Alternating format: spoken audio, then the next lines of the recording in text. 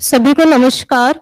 महात्मा गांधी उद्यानिकी एवं वानिकी विश्वविद्यालय में ड्रीम करियर लेक्चर सीरीज के अंतर्गत हमने ये एक प्रोग्राम ऑर्गेनाइज किया है। ये जो लेक्चर सीरीज है उसका आज पहला लेक्चर है, जिसका शीर्षक है career readiness in the modern world, skills, knowledge and opportunities. इस प्रोग्राम के हमारे जो विशिष्ट अतिथि हैं डॉक्टर मिस्टर विकास ठाकुर सर, जो कि अभी हाल में जिनका प्रमोशन हुआ है एज एन रीजनल मैनेजर और पीआई इंडस्ट्रीज में सर हैं, उनका हार्दिक स्वागत करना चाहूंगी। इन्हीं के साथ हमारे जो वरिष्ठ प्राध्यापक हैं doctor H G Sharma sir, doctor Rekha Singh ma'am, हमारे सभी प्राध्यापक गण, सभी डीन डायरेक्टर जो कि ऑनलाइन मोड में जुड़े हुए हैं, एवं हमारे छात्र छात्राएं जिनके लिए ये प्रोग्राम ऑर्गेनाइज किया गया है, सभी का इस श्रृंखला में हार्दिक स्वागत है। सर्वप्रथम मैं डॉक्टर मिस्टर विकास ठाकुर जी का एक सूक्ष्म परिचय देना चाहूंगी। जो सर है हमारे बीच, उनका जन्म हमारे रायपुर में ही हुआ है और सर ने जो डिग्री है बीएससी एग्रीकल्चर की, वो इंदिरा गांधी कृषि विश्वविद्यालय से सन 2008 में प्राप्त की है। इसके बाद सर के पास लगभग 17 साल का अनुभव है पीआई इंडस्ट्रीज में काम करने का। सबसे पहले सर का जो अपने करियर की शुरुआत सर ने रैलिस इंडस्ट्रीज के करी थी, जिसमें उन्होंने उड़ीसा एवं छत्तीसगढ़ के क्षेत्रों को कवर किया था। इसके बाद सर ने बेयर क्रॉप साइंस नामक कंपनी में भी काम किया है। अभी हाल में सर पीआई इंडस्ट्रीज में है एज एन मार्केटिंग मैनेजर और वर्तमान में उनका promotion as an regional manager हुआ है। तो हम सर का बहुत ही स्वागत करते हैं एवं doctor H G Sharma sir से मैं अनुरोध करूंगी कि सर का स्वागत एक बुके देकर करें।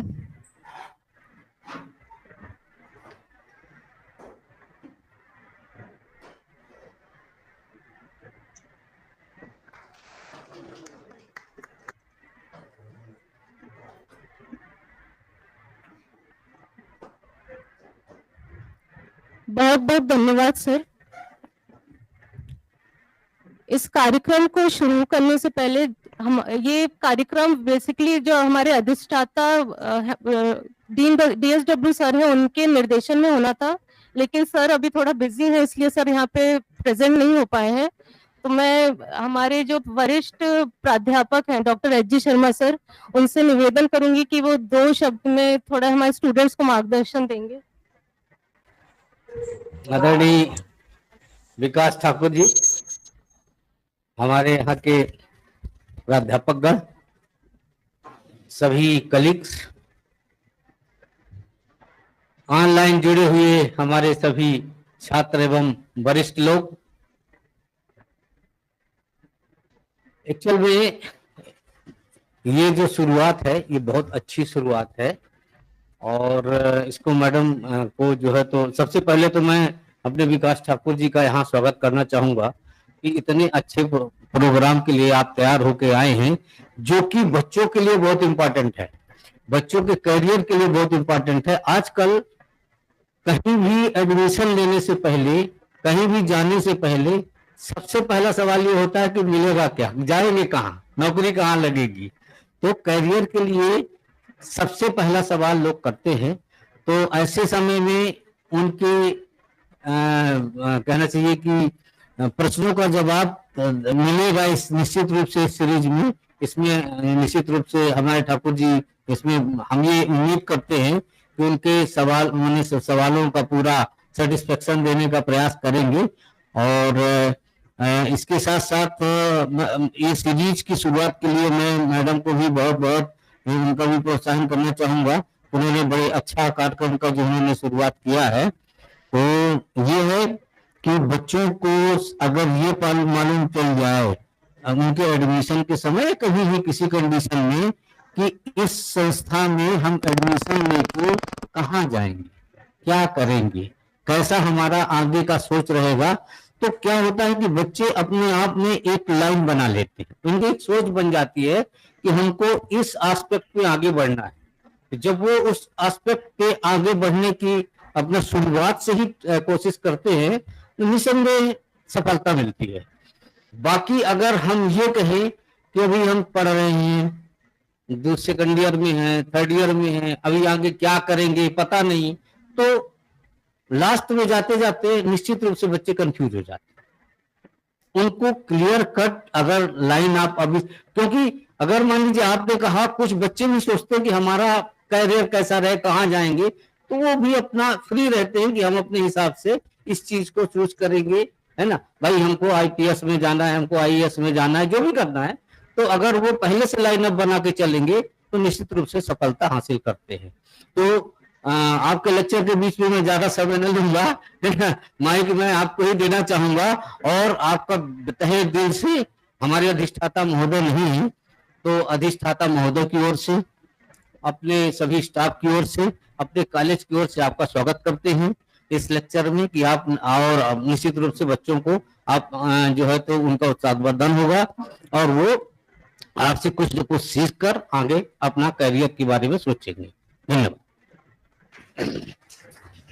बहुत बहुत धन्यवाद सर। जैसे कि सर ने हमको बताया, इस श्रृंखला का मुख्य उद्देश्य यही है कि हमारे बच्चे एक अभी से एक गोल बना के चले कि उनको आगे क्या करना है।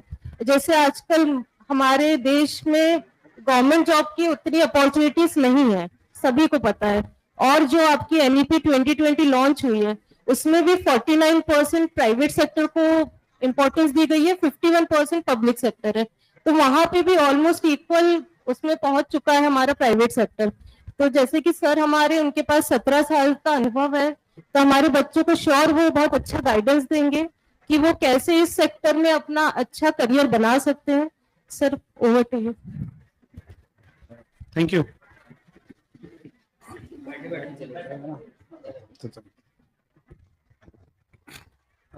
Thank you sir.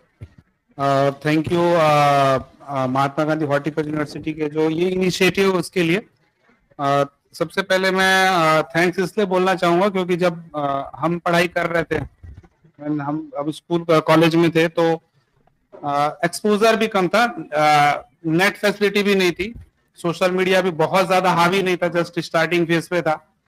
तो थोड़ा सा मैं अपना परिचय दे देना चाहता हूँ 5 मिनट्स का, देन देयर आफ्टर डेफिनेटली हम आपके कैरियर के लिए, क्योंकि ये जानना जरूरी है कि आपने किधर से, जिनके साथ आप इंटरेक्ट कर रहे हैं वो किस तरीके से आपको गाइड कर सकते हैं।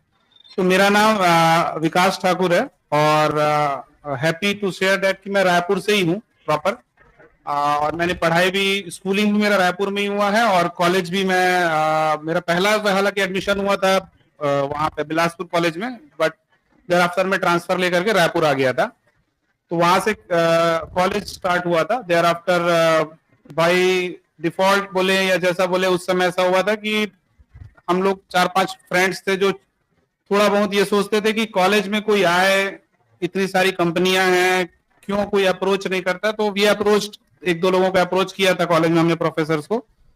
तो वहां हमारे एक प्रोफेसर थे दीपक शर्मा सर, उन्होंने रैलीज इंडिया लिमिटेड, उस समय टाटा ग्रुप की बड़ी ग्रुप है, उसका कंपनी था, तो कैंपस सिलेक्शन हुआ। देन मैं सेलेक्ट हुआ था कैंपस सिलेक्शन के थ्रू, मतलब उस समय कैंपस सिलेक्शन ऐसा कोई कॉन्सेप्ट नहीं था एग्रीकल्चर में, बट बोल सकते हैं कि कैंपस के थ्रू हुआ था, क्योंकि हम लोगों को, बहुत ज्यादा लोगों को नहीं पता था, बट हुआ था। देयर आफ्टर मैं एंटर किया रैलीज इंडिया में। तो रैलीज इंडिया में मैंने 7 साल काम किया। बेसिकली मेरा जो कैरियर है वो सेल्स एंड मार्केटिंग में रहा, और लास्ट 4.5 ईयर से कोर मार्केटिंग में था, और नाउ अगेन मैं मूव कर गया हूँ सेल्स में। तो ओवरऑल मेरा अगर आप एक्सपीरियंस बोलेंगे तो सेल्स एंड मार्केटिंग का है। तो बेसिकली मैं उस लाइन पे तो गाइड कर ही सकता हूँ, बट डेफिनेटली और जो एवेन्यूज हैं इसमें प्राइवेट सेक्टर में, वो डेफिनेटली मैं थोड़ा शेयर करना चाहूंगा। तो इस तरीके से मेरा कैरियर रहा। Rallis, then Bayer Crop Science, वो बिगेस्ट मल्टीनेशनल कंपनी है वर्ल्ड की, उसमें भी मैंने काम किया। नाउ इंडियन अगर कॉन्सेप्ट में बात करें तो पीआई इंडस्ट्रीज लिमिटेड में मैं काम कर रहा हूँ अभी एट प्रेजेंट, और उसी की एक सिस्टर कंसर्न है जीवा एग्रो, उसमें रिसेंटली मैं प्रमोट हुआ हूँ as a regional incharge Orissa and Chhattisgarh both. तो इस तरीके से मेरा कैरियर प्रोग्रेशन रहा। तो थोड़ा सा मैं पीआई के बारे में 1 सेकंड इसलिए बताना चाहूंगा, ये हमारे लिए थोड़ा मे बी आप लोगों को धीरे से पता चलेगा। हमारे पास जितनी भी एग्रोकेमिकल इंडस्ट्री में आज के डेट में केमिकल्स आते हैं, वो मैक्सिमम या 100% ही बोले वो फॉरेन इनोवेशन है, इंडियन इनोवेशन एक भी नहीं है, सारा का सारा फॉरेन इनोवेशन है। ये Bayer, Syngenta, Corteva, DuPont, BASF, इस तरीके की कंपनियां इनोवेट करती हैं, देन हम उसको मार्केटिंग करते हैं इंडियन कंपनियों से लेकर के, कुछ एक्सक्लूसिवली, कुछ पेटेंटली, अलग अलग तरीके से होता है। But pi will be the first company Indian company जिसका पियोक्सानिलिप्रोल करके एक ग्रुप 28 का प्रोडक्ट लॉन्च होगा in the sense launch not only in India, globally launch करेगी। आज इसका फुटप्रिंट ग्लोबली है, मोर देन 18 कंट्रीज में पीआई रन कर रही है। तो ये हमारे लिए गर्व का विषय भी है कि एक Indian company first time innovate करके एक केमिकल ला रही है जिसको मल्टीनेशनल्स मार्केटिंग करेंगी अब। तो ये एक अच्छा फुटपाथ है जो मेक इन इंडिया का कॉन्सेप्ट है उसके अंतर्गत।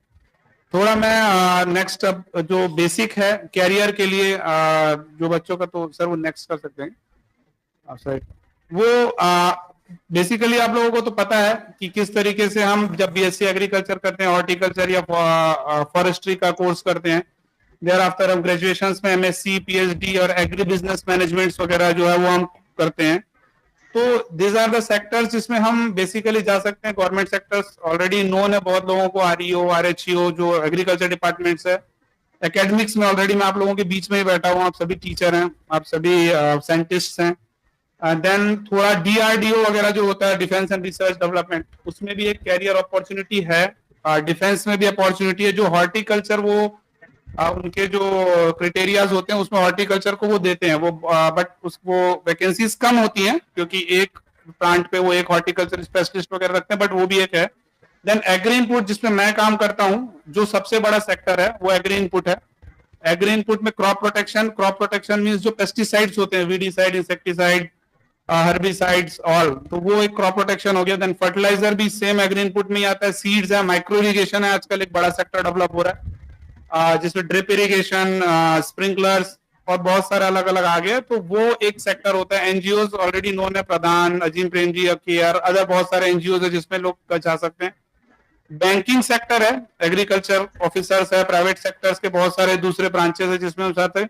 रिसर्च में आप गवर्नमेंट का भी ले सकते हैं, प्राइवेट में भी ले सकते हैं। प्राइवेट सेक्टर्स में भी जितने प्रोडक्ट डेवलपमेंट, एग्रोनॉमिस्ट है, कंसल्टेंट, इस तरीके के लोग कैरियर को प्रोग्रेशन करते हैं। और आजकल एक नया जो है वो ई कॉमर्स थोड़ा आ गया है। ई कॉमर्स में जैसे देहात, अग्रिम, ग्रामोफोन, बहुत सारी कमोडिटीज कंपनी है जो क्या करती है, डायरेक्ट कंपनी से डील करती है और बाजार में मटेरियल को बेच देती हैं। तो उस तरीके के भी बहुत सारे आ चुके हैं। देहात का हो सकता है आप लोगों ने कभी नाम सुना हो उसका, आजकल पल्सेस, अनाज, इस तरीके का भी वो लोग कर रहे हैं। वो सारे ये जितने भी मैंने लिया, पेप्सिको है, ब्रिटानिया है, ये सारे ही बीएससी एजी और बीएससी हॉर्टिकल्चर या एमएससी हॉर्टिकल्चर पीएचडी स्टूडेंट्स को ही प्रेफर करते हैं। मतलब पहला उनका जो प्रेफरेंस होता है वो प्योर एग्रीकल्चर स्टूडेंट्स ही होते हैं, ओवरऑल इस सेक्टर से जुड़े हुए। अगर अवेलेबिलिटी नहीं होता, बहुत एक्सपीरियंस होता, तभी वो दूसरे को एंट्री देते हैं।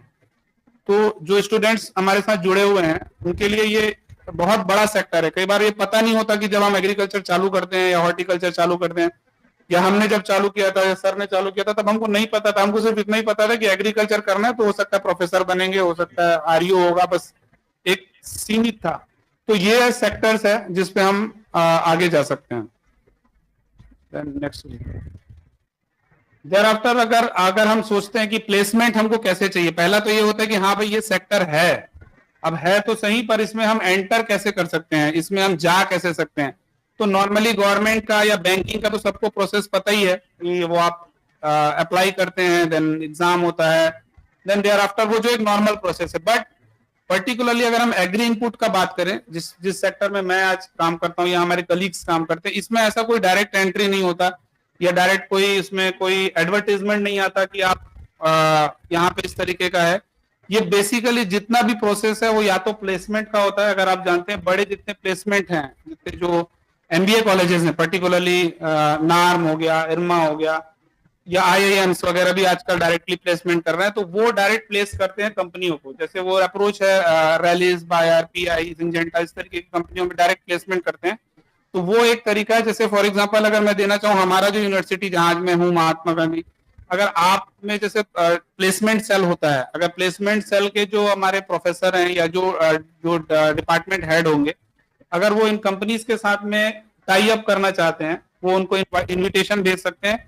रेगुलरली क्या होता है, एक फील्ड असिस्टेंट का पोस्ट होता है जो सबसे मतलब इनिशियल फेज होता है, वहां से प्लेसमेंट स्टार्ट होता है। जो टेरिटरी मैनेजर या प्रोडक्ट मैनेजर उस तरीके के वो अपने अपनी कैटेगरी से अलग अलग लेकर के देते हैं। तो ये एक्चुअली जैसे आप लोगों ने ये सीरीज चालू किया है, तो फॉर एग्जांपल मेरे से कनेक्ट में है, तो इस तरीके से हम अपने एचआर डिपार्टमेंट को बोल सकते हैं। और ये एक बड़ा जिसको बोलते हैं एवेन्यू होता है, ये एवेन्यू बड़ा एवेन्यू इसलिए होता है क्योंकि जगह जो बाकी जो दिख रहा है आपको कनेक्शंस विद सीनियर, लिंक्डइन है, ग्रोनपिट, इनसे क्या होता है इनिशियल एंट्री होता है, बट अगर आप कैंपस के थ्रू जाते हैं तो आपको पैकेज, पोजीशन, ये बेनिफिट आपको थोड़ा हायर साइड में मिलता है, क्योंकि वो जब कॉलेज आते हैं तो उनका भी एक रेपो होता है कंपनीज का कि भाई मैं अगर एक कंपनी कॉलेज में या एक कैंपस में जा रहा हूं तो आई विल ऑफर 2.5 lakhs और 4 lakhs और 10 lakhs, वो उस हिसाब से उसको कैटेगराइज करते हैं।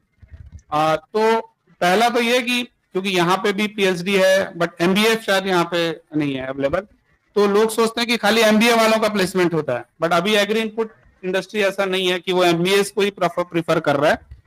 वो अभी जो बीएससी या एमएससी है सभी को प्रेफर कर रहे हैं और उनको भी वो सिमिलर ही जिस तरीके से बोलना चाहिए कि वेटेज है अपने कंपनी में वो दे रहे हैं, तो ये एक बड़ा है। दूसरा connection with the seniors, obviously कि जैसे आप के सीनियर्स है जो कॉलेज से पास आउट होकर के निकले हैं, बहुत बारी आजकल थोड़ा मेरा एक पर्सनल एक्सपीरियंस में देखता हूँ क्योंकि मैं बहुत बड़ी टीम को हैंडल कर रहा हूँ, एक दूसरे से लोग बात नहीं करते हैं, शायद उनको पूछने में अच्छा नहीं लगता, बताने में अच्छा नहीं लगता। ये शायद मेरे को ऐसा लगा ये नया जो जनरेशन है जो 21-25 साल का है वो एक दूसरे से कनेक्ट करने में बहुत टफ है। मतलब वो मैं जैसे हम जब हमने कैरियर स्टार्ट किया था तो सारी चीजें हम बॉस से नहीं पूछते थे, हमने कलीग से पूछ के आधा काम कर लेते थे। अभी ये होता है कि 4 बार बोलने के बाद भी आप कलीग से पूछ लो वो मेरे को ही कॉल करता है, शायद उसको हेजिटेट करते हैं लोग डिस्कशन करने से एक दूसरे से कि मेरे को मे भी वो ये सोच रहा होगा कि मेरे से जूनियर है या इस तरीके का, ऐसा कुछ भी नहीं है। आप सीनियर से कनेक्शंस रखिए, जितने आपके जो एग्री इनपुट्स में काम कर रहे हैं वो अगर वो आपको सबसे सही गाइड कर सकते हैं कि किस तरीके से जाना है, बट ये है कि आपको उनसे पहले कनेक्ट करना पड़ेगा अपनी तरफ से, जिस तरीके से कर सकते। तो वो ये इसको मैंने सेकंड नंबर पे इससे रखा क्योंकि ये सबसे बड़ा तरीका है जाने का आज के डेट में अगर आपको एग्री इनपुट में आना है, क्योंकि जैसे मैंने शुरू में कहा कोई एडवर्टाइजमेंट या रिक्रूटमेंट उस तरीके से कंपनियां नहीं करती हैं, वो अपने कनेक्शंस के थ्रू ही जाती हैं आगे आगे उस तरीके से। तो वो एक बड़ा है जिससे आप कर सकते हैं। लिंक्डइन, आजकल लोग फेसबुक या इंस्टाग्राम पे समय खराब करने के बजाय अगर लिंक्डइन पे एक्सप्लोर करेंगे तो आपको ज्यादा अपॉर्चुनिटीज मिलेगा। वहां पे लिंक्डइन एक पर्टिकुलरली ऑफिशियल एक साइट ही है बोल सकते हैं जो सिर्फ प्रोफेशनल्स के लिए है। वहां पे आपको बहुत ज्यादा किसी अन्य प्रकार के पोस्ट नहीं दिखेंगे, ज्यादा करके आइदर इंफॉर्मेटिव होंगे आइदर रिक्रूटमेंट से रिलेटेड ही होते हैं। तो वो एक बड़ा सोशल मीडिया प्लेटफॉर्म है जिसके माध्यम से आप जा सकते हैं। प्लस आपके जो सीनियर्स हैं वो सब इसमें जुड़े हुए हैं मैक्सिमम, जो अगर एग्री इनपुट में है या दूसरे प्राइवेट इंडस्ट्रीज में है। गवर्नमेंट सेक्टर से के लोग भी हैं बट कम रहते हैं उसमें, प्राइवेट इंडस्ट्री के लोग बहुत ज्यादा हैं उसमें। फिर एक होता है एक एग्री इनपुट शॉप्स है, जैसे हमको क्या पता है कि प्रोफेसर ही हमको बताएंगे या सीनियर ही हमको बताएंगे या हम कुछ एप्लीकेशन के थ्रू जाएंगे। एग्री इनपुट में एक बहुत बड़ा जो रोल अदा करता है वो कृषि केंद्र होते हैं, अगर आप सभी जाते हैं देखते होंगे, उनका एक बहुत बड़ा रोल होता है कैरियर में एंट्री कराने का भी, जो लोगों को पता ही नहीं है। ऐसे पता नहीं है, होता क्या है कि जब हम जाते हैं, जैसे मैं भी एग्री इनपुट डील करता हूँ, मार्केटिंग करता हूँ, तो मैं उनके पास ही जाता हूँ। अगर उनको लगता है कि कोई पर्टिकुलर पोजीशन जब वैकेंट होती है तो उनको सबसे पहले पता चलता है, क्योंकि उनका साहब छोड़ा होता है उस समय, उसका साहब जो है मूव किया होता है, तो उनको पता होता है कि ये कंपनी वैकेंट है या इस कंपनी में आप इस तरीके से मूवमेंट ले सकते हैं। तो आज जितने भी स्टूडेंट्स पढ़ाई कर रहे हैं, एग्रीकल्चर कर रहे हैं या हॉर्टिकल्चर, फॉरेस्ट्री वगैरह कर रहे हैं, उनको डेफिनेटली एग्रीकल्चर शॉप्स में जाके डिस्कस करना चाहिए जब उनको पास आउट हो रहे हैं, तो कि भाई ये मेरा रिज्यूम है, मैंने बीएससी हॉर्टिकल्चर क्रॉस ओवर कर लिया है या मैंने एमएससी कर लिया है, now I want to move, मेरा कैरियर पाथ क्या हो सकता है। तो बहुत सी जो कंपनियां हैं वो उस तरीके से भी रिक्रूट करती हैं, मतलब उनको वो बताते हैं, तो वो एक माध्यम हो सकता है। बाकी कंपनी के साइट्स हैं, कंपनी आजकल हर कंपनी ने अपने साइट्स में कैरियर का एक ऑप्शन डाला होता है। अगर आप कोई भी कंपनी का साइट खोल के देखेंगे तो वहां पर आप देखेंगे साइट होता है कैरियर्स का। कैरियर्स में जाकर के भी अगर आप अपना रिज्यूम अपलोड करते हैं तो बहुत सारी कंपनियां उसको अप्रोच करती हैं उन लोगों को। तो वो भी एक तरीका है। तो ये 4-5 बेसिक जो है, मैंने बेसिक इसलिए कहा क्योंकि और माध्यम से हो सकता है आप जाएं, मान लो आपको और दूसरे गवर्नमेंट्स में जाना है तो इस तरीके का तो अलग है, बट ये पर्टिकुलरली ऑफलाइन है, शायद मे भी आप में से भी सर बैठे हो कि उन्होंने फर्स्ट टाइम ही सुना हो कि दुकानदार से जाके भी क्या कैरियर बनता है। कैरियर बनता है, दुकानदार के पास भी जाने से कैरियर बनता है।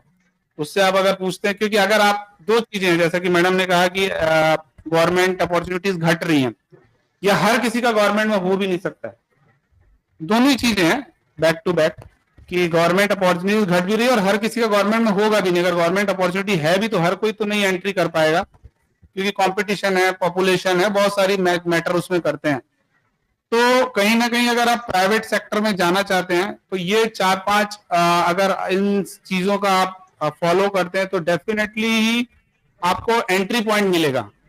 उसके बाद एंट्री पॉइंट करने के बाद क्या क्या करना है, कैसा करना है, क्योंकि इनिशियल तो सबसे इंपॉर्टेंट होता है कि मैं इनिशिएट कैसे करता हूं। इनिशियली यहाँ पे थोड़ा सा ये होता है कि कई बारी जब इनिशिएट करते हैं तो कंपनियां लोअर साइड में पैकेज ऑफर करती हैं।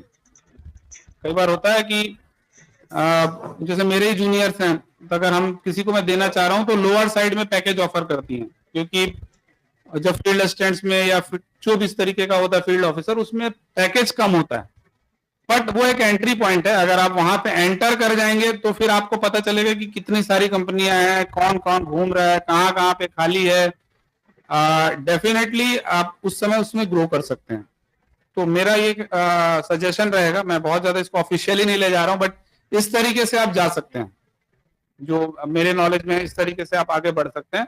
और डेफिनेटली आप मेहनत करेंगे तो एक बड़ा मुकाम आप हासिल कर सकते हैं एग्रो इंडस्ट्री में।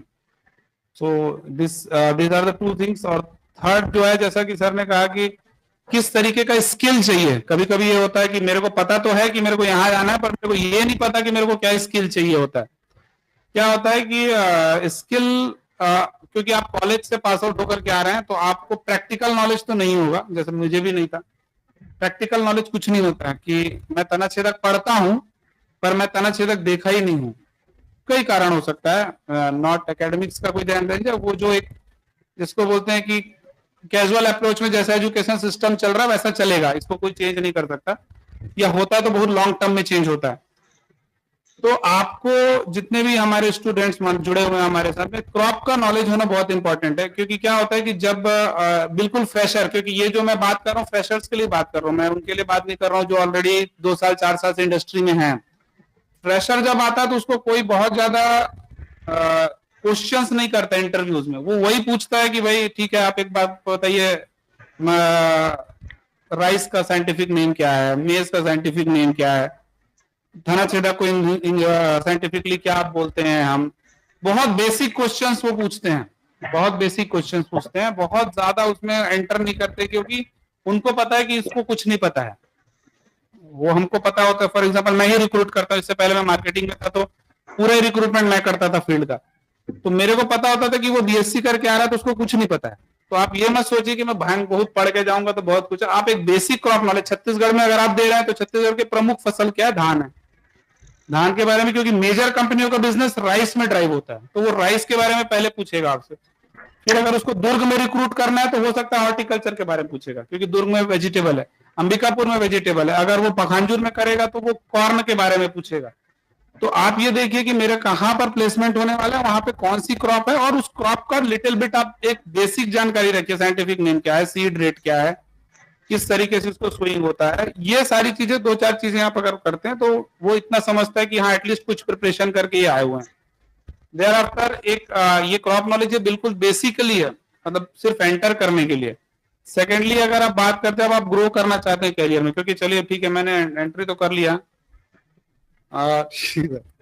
मैंने एंट्री तो कर लिया, बट किस तरीके से मैं ग्रो करूंगा, तो वही तो आपको रहना नहीं है, फिर आपको आगे जाना है। तो आजकल जो है 90% काम जो है सिस्टम पे होता है, लैपटॉप पे ही होता है। 95% कंपनियों के 99% कंपनियों के ऑफिस नहीं है रायपुर में, एक भी कंपनी का ऑफिस नहीं है रायपुर में, 1-2-4 कंपनी।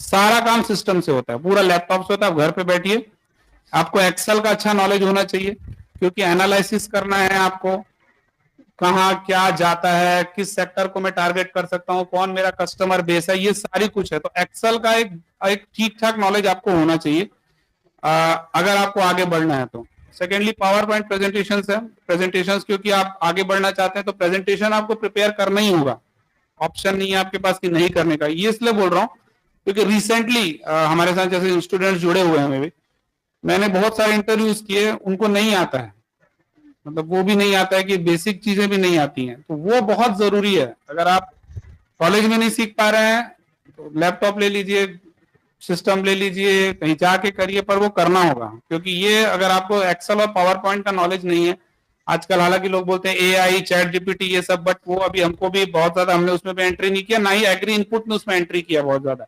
तो बेसिकली अभी आपको ये बेसिक्स जो है वो आना चाहिए कि आपको कोई फाइल आती है तो वो टाइम से कंप्लीट करके आप दे दीजिए, तो ये एक लिए बहुत जरूरी है। सेकेंडली फिर होता है कम्युनिकेशन स्किल है। मैं थोड़ा सा ये बोलना चाहूंगा, बेसिकली यहाँ छत्तीसगढ़ के स्टूडेंट्स बहुत जुड़े होंगे, मे बी बाहर के शायद कम होंगे। अब मैं देखा कि बाहर से बहुत लोग आते हैं, मतलब कई अलग अलग स्टेट से, मैं पर्टिकुलर नाम नहीं लेना चाहूंगा किसी स्टेट का, उनको पता कुछ नहीं होता पर वो बात अच्छे से करते हैं। हमारे यहाँ पे स्टूडेंट्स बात करने से बहुत नहीं, स्किल में उसमें बहुत बड़ा चैलेंज है, वो बोल ही नहीं पाता है कि मतलब जो पता है तो भी वो उसको डिलीवर नहीं कर पाता है, वो आपको बहुत जरूरी है। और आपको हायर साइड में जाना है तो इंग्लिश में प्रोफिशिएंसी बहुत जरूरी है। विदाउट इंग्लिश फ्लुएंसीज, अगर मैं थोड़ा 1 मिनट रोकना चाहूं तो मेरा अगर रैलीज में हुआ था तो सिर्फ इंग्लिश बोलने के कारण हुआ था, ऐसा मेरे को लगता है।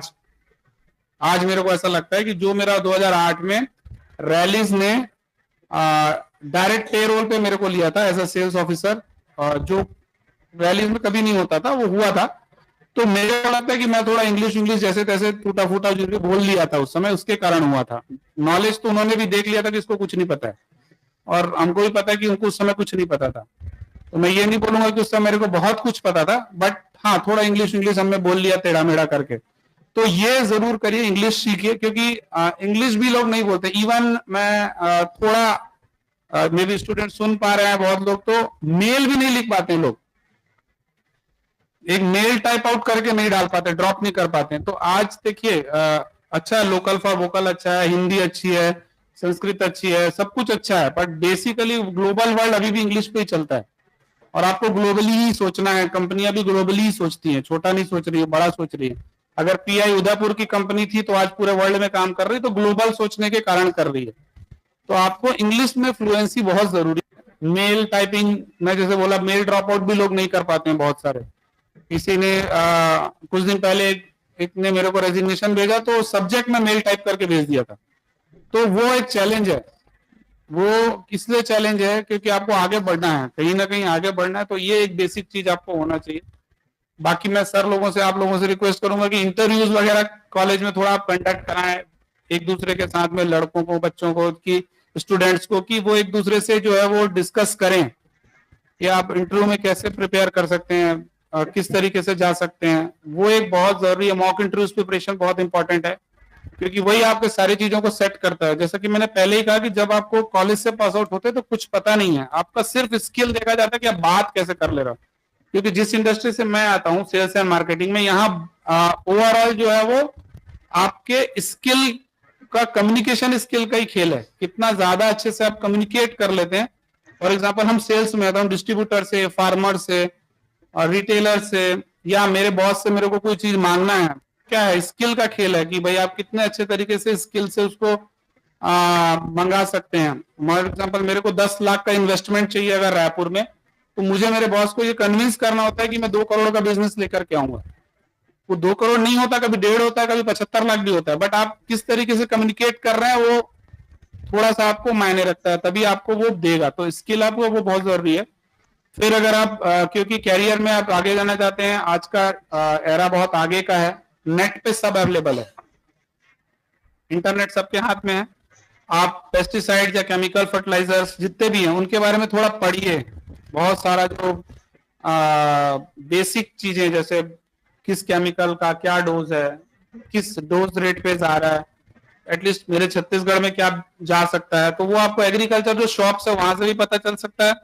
आप चाहो तो इंटरनेट से देख सकते हो, आप अपने सीनियर से पूछ सकते हो। और सबसे बेसिक अगर मैं बोलूं आज के डेट में कि हर जगह पे कृषि केंद्र है, हर जगह पे कृषि केंद्र है। आप वहां अगर जाकर के आधे घंटे कभी बैठेंगे, आपको वो पूरे डब्बे खोल के दिखा देगा, ये डोज है, ये डोज है, ये डोज है, ये डोज है, पूरा सारा कुछ। ये बहुत इंपॉर्टेंट है, क्योंकि कई बार क्या होता है जब इंटरव्यू स्टार्ट होता है तो पहला क्वेश्चन ये पूछता है कि आपको कुछ पता है पेस्टिसाइड के बारे में, तो वो अगर इतना ही बोल दे कि ठीक है कि बिस्पायरिबैक सोडियम होता है 100 ml पर एकड़ जाता है, तो उसको लगेगा कि हाँ ये कुछ करने का कोशिश किया इसने, तो वो एक इम्पॉर्टेंट है। उसके बाद कंपनी प्रोफाइल जिसमें आप इंटरव्यू देने जा रहे हैं, फॉर एग्जांपल आप पीआई इंडस्ट्रीज में इंटरव्यू देने आ रहे हैं तो पीआई का साइट खोल लीजिए, उस पे पूरा टर्नओवर से लेके केमिकल से लेके सब कुछ, बड़ी कंपनियों ने अपना सब कुछ साइट में डाल रखा है, क्योंकि जितनी भी लिस्टेड कंपनियां उनके सब कुछ नेट पे रहता है। तो इस तरीके से 3-4 चीजें हैं जो मैं बहुत ज्यादा लंबा तो नहीं बट इतना डिस्कस करना चाहूंगा। ये 3-4 पॉइंटर्स हैं, अगर आप इन पॉइंटर्स को ध्यान पे रखते हैं जो मैंने दिखाया, तो डेफिनेटली आपको एग्रो इनपुट में एक एंट्री तो जरूर मिलेगा। देयर आफ्टर आप जितना अच्छे से काम करेंगे तो स्काई इज द लिमिट, क्योंकि बहुत बड़ा है, बहुत बड़ा इंडस्ट्री है। लोगों को सबसे अच्छी बात यह है कि हमारे इंडस्ट्री के बारे में लोगों को नहीं पता। जब आप देखेंगे न्यूज़पेपर में आता है एफएमसीजी के बारे में आएगा कि इस रेट से ग्रो कर रहा है, कोई और होगा तो उस रेट से ग्रो कर रहा है, ट्रैक्टर सेक्टर इस रोड से कर रहा है, ऑटोमोबाइल इस तरीके से मूव कर रहा है, पर एग्री इनपुट के बारे में कोई चर्चा नहीं करता है कि एग्री इनपुट कैसे जा रही है। तो अच्छी बात यह है कि हमारे सेक्टर के बारे में अभी बहुत ज्यादा दूसरे लोगों को नहीं पता, जो बीकॉम कर रहा है, जो बीए कर रहा है, जो डिग्री यूनिवर्सिटीज में कर रहा है, उनको हमारे सेक्टर के बारे में पता नहीं है। अगर एक बार उनको भी पता चलेगा तो मैं आपको ये बता रहा हूँ कि एग्री इंडस्ट्री उनको भी ले लेगी धीरे से, क्योंकि उनको तो सेल्स एंड मार्केटिंग में आदमी चाहिए।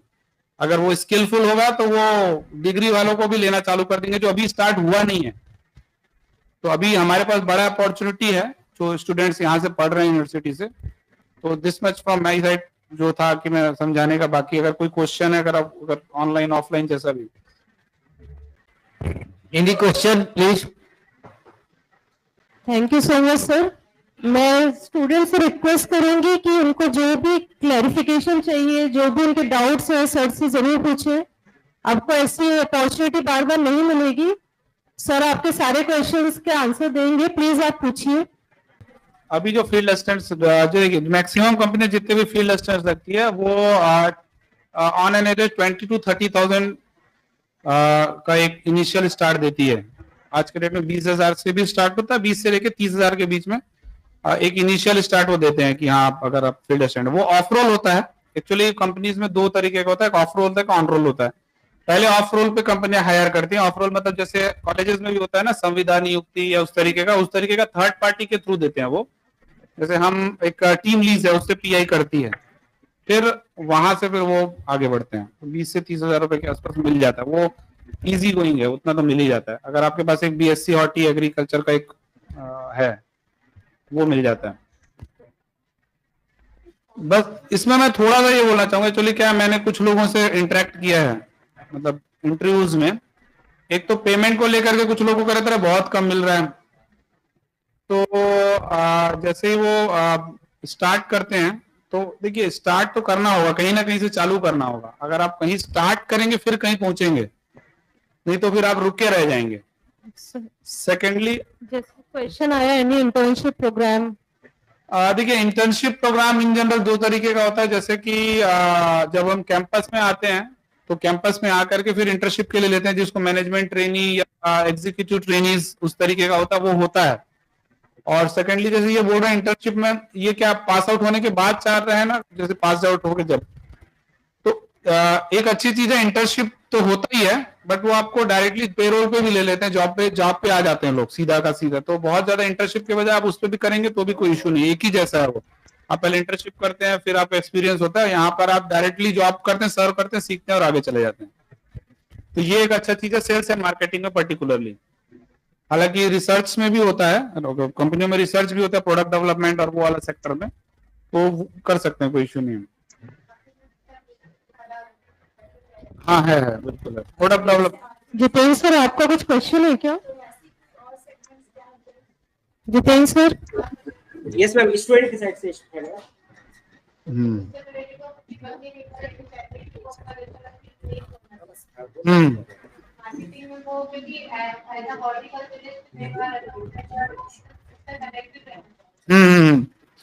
रिसर्च में भी देखिए मैम, रिसर्च में क्या होता है, हर कंपनी में, मैक्सिमम कंपनियों में बोलना चाहिए, एक डिपार्टमेंट होता है जिसको बोलते हैं प्रोडक्ट डेवलपमेंट, R&D जिसको बोलते हैं, रिसर्च एंड डेवलपमेंट।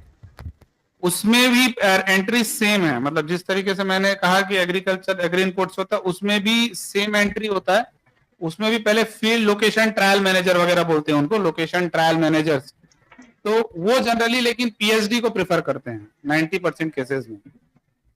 वो जो आप जो सेक्टर पूछा है R&D में, वो जनरली पीएचडी एमएससी तो मिनिमम होना चाहिए, नहीं तो फिर पीएचडी को वो प्रेफर करते हैं। अगर वो नहीं जैसे मैं for example may be Ayushi madam से जिनका मुलाकात हुआ, अभिषेक चौहान जी जो आते हैं इधर, वो भी पीएचडी हैं, तो वो प्रोडक्ट डेवलपमेंट में अभिषेक चौहान जी, तो उस तरीके का होता है, पीएचडी को प्रेफर करते हैं उस वाले सेक्टर पर R&D में।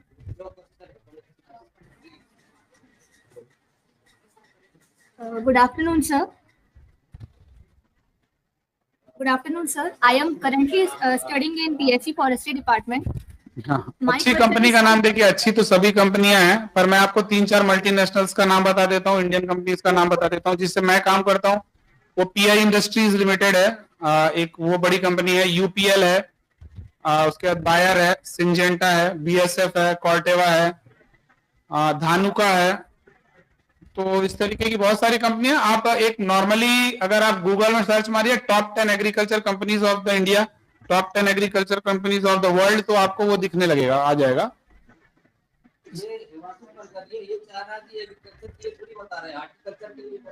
नहीं बिल्कुल, ये जो मैं आपको बता रहा हूँ हिमांशु जी, वो नॉट एग्रीकल्चर ही नहीं है, ये हॉर्टिकल्चर और एग्रीकल्चर मिक्स करके ही है, उसमें कोई डिफरेंट नहीं है, सेम है। आप जैसा इसमें एंट्री होता है एग्रीकल्चर वालों का, हाँ बेसिकली कई बार वो एग्रीकल्चर बोलते इसलिए क्योंकि उसके अंदर में सब फॉरेस्ट्री और ये सारे को लोग जनरली कंसिडर करते हैं, बट हॉर्टिकल्चर और एग्रीकल्चर में कोई गैप नहीं है, as per the scope same है। हाँ, अभी देखिए टुकेश जी, जो टुकेश जी हैं शायद उनका प्रश्न, जॉब सिक्योरिटी रहती है क्या प्राइवेट सेक्टर में? मेरे को 17 साल हो गए काम करते। Job security in the sense, देखिए पहला आपको यह है कि आपको परफॉर्म करना पड़ेगा। अगर आप सेल्स एंड मार्केटिंग में ज्वाइन करते हैं तो परफॉर्म करना पड़ेगा। R&D में ज्वाइन करते हैं तो जैसे, तो आपको ट्रायल्स का ठीक तरीके से डेटा रखना पड़ेगा। तो प्राइवेट इंडस्ट्री में जॉब सिक्योरिटी नाम की कोई चीज नहीं होती है। आपको कल भी निकाल सकते हैं, आज भी निकाल सकते हैं, कुछ भी कर सकते हैं, उसमें कोई किसी का कंट्रोल नहीं है। आप टोटली आपके परफॉर्मेंस पे होता है। पर कोई कंपनी सिर्फ आप, अगर मैं सेल्स का पर्टिकुलरली बात करूं, मैं 17 साल से सेल्स में ही काम कर रहा हूं, आपका सेल्स फिगर डाउन हो गया करके आपको कोई नहीं निकालेगा कंपनी से। जितनी बड़ी कंपनी है, जब तक उसको खुद को कोई इकोनॉमिकल झटका नहीं लग जाएगा बहुत बड़ा, कि फॉर एग्जांपल पीआई एक कंपनी है और उसके से एकदम से डाउन हो गया, कंपनी कोलैप्स कर गई, तभी वो आपको नौकरी से निकालेंगे। अगर कंपनी वैसा कुछ नहीं है तो आपके सेल्स परफॉर्मेंस पे आपको नौकरी से नहीं निकालेंगे।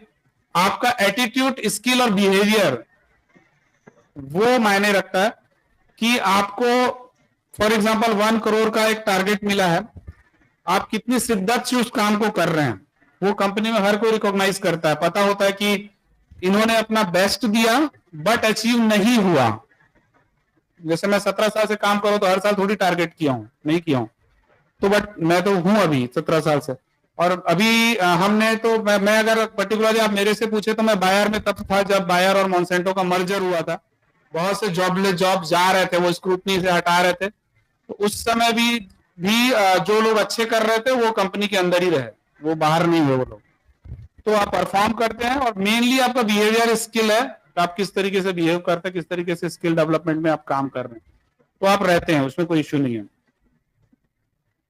मेरा क्वेश्चन ये है कि आपके यहाँ जैसे अभी हम यहाँ कैंपस बुलाते हैं तो ठीक है, अदरवाइज अगर बच्चे चाहें डायरेक्ट कभी अपना रिज्यूम सबमिट करने को या कुछ, तो आपका कोई मेल आईडी, जैसे आप बोले हैं कि HR साइट पर, तो मेल आईडी जो हो वो प्रोवाइड करवा सकते हैं क्या? ठीक है ना, वो मैं जैसे मैं डेफिनेटली मेरा मेल आईडी तो मैं दे ही सकता हूँ, अंजलि मैम के पास है भी, तो वो आप सर्कुलेट कर सकते हैं, कोई इशू नहीं है। प्लस एक और क्वेश्चन मेरा ये है कि बच्चों को वैसे रिज्यूम लिखना तो हम लोग भी सिखाएंगे ही, लेकिन अगर आपके यहाँ से कुछ ऐसा डिजायर रहता हो कि ऐसा ये फॉर्मेट होना चाहिए, इस टाइप से बच्चों को लिखना चाहिए, तो कुछ उस पर भी बता सकते हैं मुझे।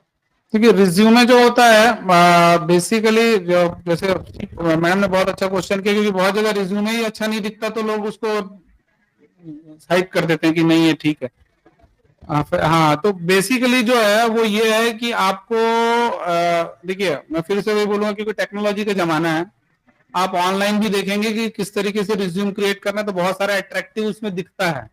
सेकेंडली ये है कि बहुत ज्यादा उनको लुक्रेटिव कुछ नहीं किया, आप कब पास आउट हैं, क्या एक्सपीरियंस है आपका, ये पॉइंटर्स बना दीजिए। बहुत ज्यादा अचीवमेंट लिखने का जरूरत नहीं है, क्योंकि आपने क्या अचीव किया है वो एक कागज पे नहीं आ पाएगा। आप अपने एक्सपीरियंस, अपना पासिंग आउट कॉलेज वगैरह का पूरा एक डिटेल दे दीजिए। एक नॉर्मल रिज्यूम भी उतना ही वर्क करता है, कोई इशू नहीं है। बेसिकली जब वो देखते हैं कि हाँ भी वो पास आउट कब हुआ, क्या उसका एक्सपीरियंस है और कहाँ उसने अभी तक के काम किया, बस इतना ही उनको चाहिए होता है। उससे ऊपर बहुत ज्यादा कुछ नहीं चाहिए होता है। तो क्या पूछ रहे हैं? टेल सर, किसी भी कंपनी सिलेक्शन प्रोसेस क्या होता है?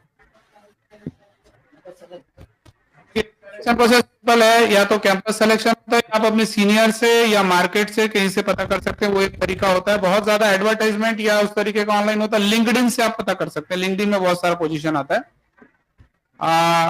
और tell us about post, their salary, work profile from beginning अगर सेल्स एंड मार्केटिंग का बात करें तो फील्ड असिस्टेंट होता है।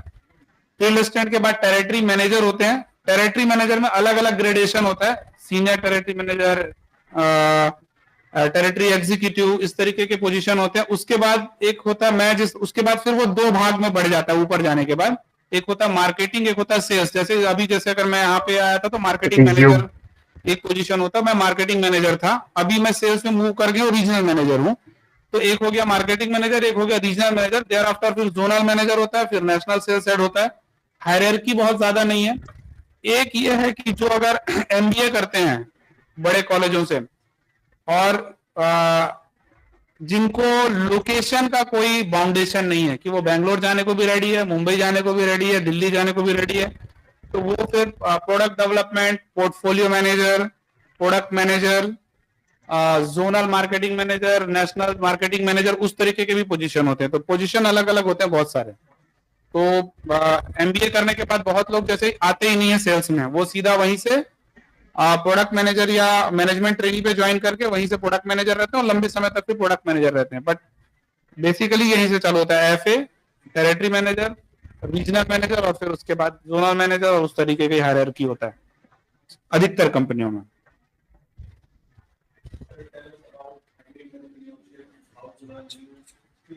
स्किल देखिए, एग्री एंटरप्रेन्योरशिप आजकल तो देखिए एग्री एंटरप्रेन्योरशिप मींस स्टार्टअप्स का जमाना है। गवर्नमेंट भी बहुत सारा फंडिंग कर रही है। पर पहले मैं ये बोलूंगा, अगर आपका बिजनेस फैमिली बैकग्राउंड नहीं है तो शुरू मत करिए।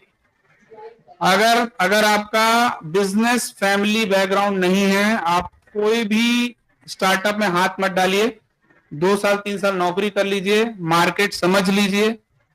क्योंकि होता क्या है, जो बिजनेस फैमिली से आते हैं उनको बिजनेस की समझ होती है। हम बिजनेस फैमिली से नहीं है तो हमको बिजनेस समझ नहीं होता है। और वहीं पे मैंने बहुत सारे दुकानदार देखे हैं जो बंद हो गए, तो वो होता है। तो पहले आप एग्री एंटरप्रेन्योरशिप में जाने से पहले थोड़ा प्राइवेट इंडस्ट्री में धक्के खा लीजिए, थोड़ा काम कर लीजिए, सीख जाएंगे। देन आप फिर बहुत सारे स्टार्टअप्स हैं जिसमें आप हाथ डाल सकते हैं। फिर उसके बाद आपको बहुत सारी चीजें मिलेंगी, क्योंकि तब आप फंड मैनेज करना सीख जाएंगे। फंड मैनेज करना बहुत जरूरी है। हॉर्टिकल्चर मैं ले रहा हूँ।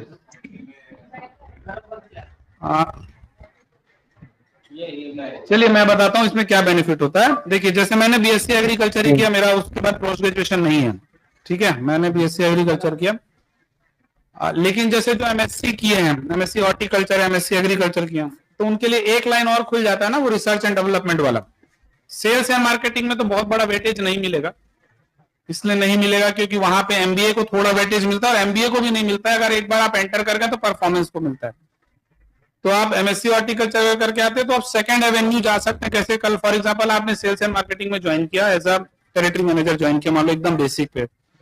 कुछ साल आपने काम किया, फिर आपको लगा कि मैं फिट नहीं बैठ रहा हूँ या मेरे को अच्छा नहीं लग रहा है, तो आप R&D की तरफ मूव कर सकते हैं। अगर आपका पोस्ट ग्रेजुएशन है तो वो आपको बेनिफिट एक मिलेगा।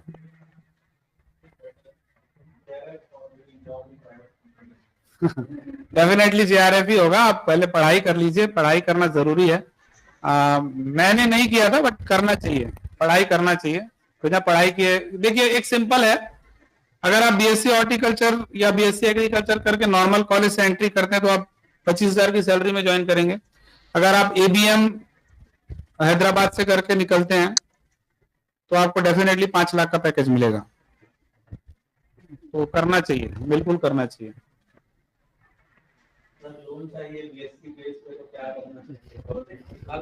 वो उसके लिए सर लोग हैं, ज्यादा करके गवर्नमेंट स्कीम्स के बारे में एग्रीकल्चर डिपार्टमेंट आपको बता सकता है। बेसिकली वो हमारा उसमें नहीं जाता है।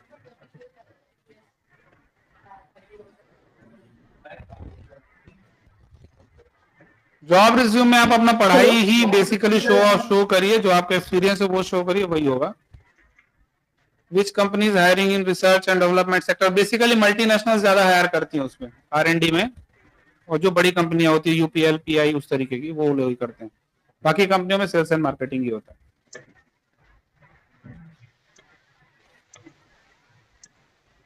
Thank you very much sir. मुझे लगता है सारे आंसर्स हो गए होंगे और कोई डाउट किसी को नहीं होगा। Hello, good afternoon, sir. Good afternoon, sir.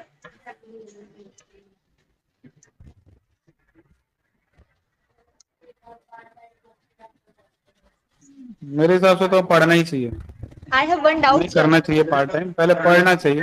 Better है, पढ़ लें, बेटर है बहुत। अगर जरूरत नहीं है तो नहीं करिए पार्ट टाइम, पहले पढ़ाई कर लीजिए, क्योंकि पढ़ना ही बहुत होता है। Thank you so much sir. Thank you. मुझे लगता है कि सारे स्टूडेंट्स के डाउट क्लियर हो गए होंगे।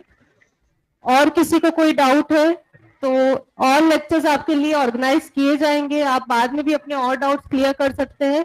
जो बेसिक इंफॉर्मेशन सर ने अभी आपको दी है उसको लेके आप अभी से अपना स्किल प्रिपेयर करना चालू करें, अपना रिज्यूमे प्रिपेयर करना चालू करें। जैसे सर ने बताया इंग्लिश प्रोफिशिएंसी बहुत इंपॉर्टेंट है, तो आप कुछ नहीं करिए, कुछ ना कुछ जरूर आप सीखेंगे और एक टाइम के बाद आप एकदम फ्लुएंट इंग्लिश बोलने भी लगेंगे। Thank you so much sir. Thank you. आपके लेक्चर से हमारे बच्चों को डेफिनेटली बहुत लाभ मिलेगा। Thank you ma'am. ये बहुत अच्छा इनिशिएटिव, ऐसा होना चाहिए। जैसे मैंने कहा कि हम तो अपने तरफ से अप्रोच किए थे, बट आप लोगों ने खुद कर रहे हैं, तो इट्स डेफिनेटली वर्कआउट करेगा। क्योंकि एक ही चीज मैं बस बोलना चाहूंगा, जितने स्टूडेंट्स हैं पर्टिकुलरली जुड़े हुए हैं उनको, कि आप शुरू करना पड़ेगा जॉब, पहले करना होगा तभी फिर आगे होगा सब कुछ, नहीं तो नहीं होगा। जब तक आप सोचते रहेंगे तब तक नहीं होगा। और ज्योग्राफी फाउंडेशन ना रखिए। अगर छत्तीसगढ़ के अगर स्टूडेंट्स ज्यादा जुड़े हैं तो मैक्सिमम छत्तीसगढ़ के हैं, तो आप मैंने जो देखा कि ज्योग्राफी फाउंडेशन जो है ये छत्तीसगढ़ के बहुत से स्टूडेंट्स का कैरियर को एक स्टेप भी आगे नहीं जाने दे रहा है, वहीं पे रोक दे रहा है। क्योंकि उनको फ्रैंकली स्पीकिंग बोलते हैं कि ये एक्स अमाउंट मिल रहा है तो मैं इस एक्स अमाउंट पे वाई जगह पे नहीं जाऊंगा, अगर उससे ज्यादा मिलेगा तो जाऊंगा। आपकी अभी शादी नहीं हुई है, आपका कोई जिम्मेदारी नहीं है, आपने अभी कॉलेज पास आउट किया है, अभी आप घूमिए 8-10 साल, जहां मिले वहां मिले, जैसा मिले जाते जाइए, तो एक्सपीरियंस आएगा। फिर आप उसके बाद आप बिजनेस भी कर सकते हो, जॉब में भी रह सकते हो, आपकी जैसा मर्जी आप वो आगे बढ़ सकते हो। शुरू में प्रॉब्लम ये है थोड़ा सा पर्टिकुलरली छत्तीसगढ़ में कि लोग मूव नहीं करना चाहते हैं ज्योग्राफी से, उनको वही चाहिए, वो एक बड़ा प्रॉब्लम है। Thank you sir. सर जैसा कि आप बता रहे थे कि मॉक इंटरव्यू कराने चाहिए, मैं आपको बताना चाहूंगी कि हमारी यूनिवर्सिटी में टोटल 19 कॉलेजेस हैं और हमने 19 कॉलेजेस में एक एक कोऑर्डिनेटर बना दिया है जो कि प्लेसमेंट कोऑर्डिनेटर्स हैं। वो हर 15 दिन में अपने कॉलेज एंड में मॉक इंटरव्यूज कराएंगे, जिससे कि जैसे आप जैसी कंपनीज जब हमारे पास आए तो हम अपने स्टूडेंट्स को अच्छे से प्रेजेंट कर पाए। तो मॉक इंटरव्यू का हमने प्रावधान चालू किया है। हो सकता है कि इससे आपको, जब आप हमारे स्टूडेंट से मिलेंगे तो ऑलरेडी ट्रेंड स्टूडेंट्स मिलेंगे, जस्ट बेसिक नॉलेज के साथ नहीं मिलेंगे, ट्रेंड स्टूडेंट्स मिलेंगे। Thank you. अब मैं डॉक्टर ऋचा साहू मैम से रिक्वेस्ट करना चाहूंगी कि वोट ऑफ थैंक्स के लिए आए।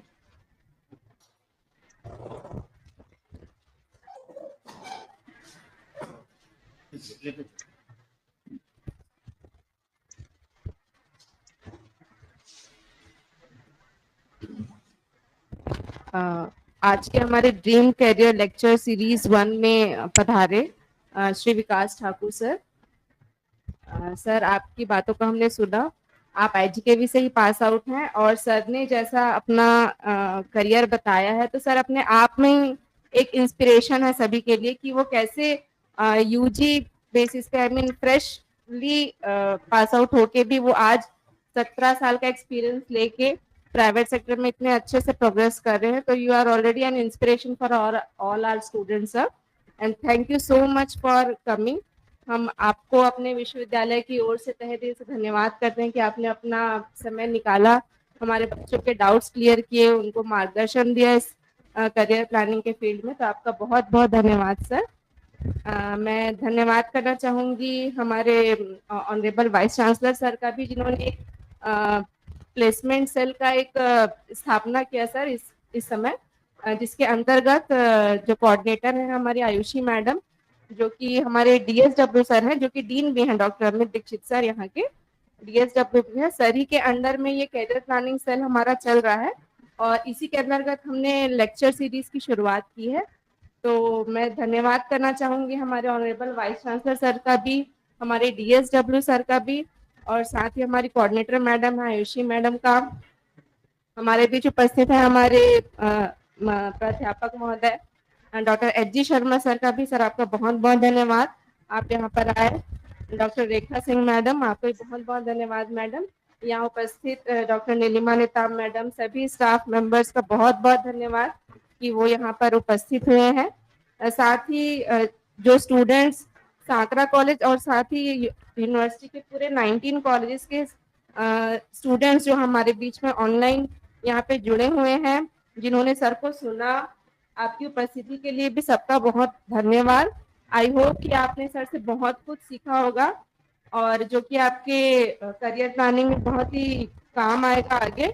बहुत सारे आइडियाज सीखे आपने, कैसे कैसे स्किल डेवलपमेंट करना है, रिज्यूमे बनाना है, क्या चीज हमें लैकिंग है उसको इम्प्रूव करना है, ताकि हम प्राइवेट सेक्टर में, एग्री फूड सेक्टर में जल्दी जल्दी एब्जॉर्ब हो सकें। तो बहुत बहुत धन्यवाद सर आप सभी का। अंत में थैंक यू।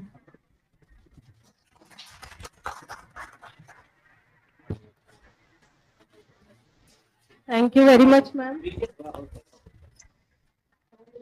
मैं फिर से सर का बहुत बहुत धन्यवाद करना चाहूंगी। हमारे बीच उपस्थित सारे सीनियर प्रोफेसर्स, डीन डायरेक्टर जो ऑनलाइन जुड़े हुए हैं, और सारे प्राध्यापक गण एवं छात्र एवं छात्राएं।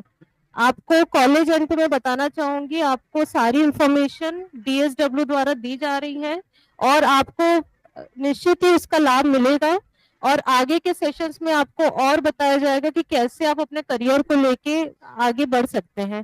Thank you very much. इसी के साथ हम आज का ये प्रोग्राम यहाँ समाप्त करते हैं। धन्यवाद।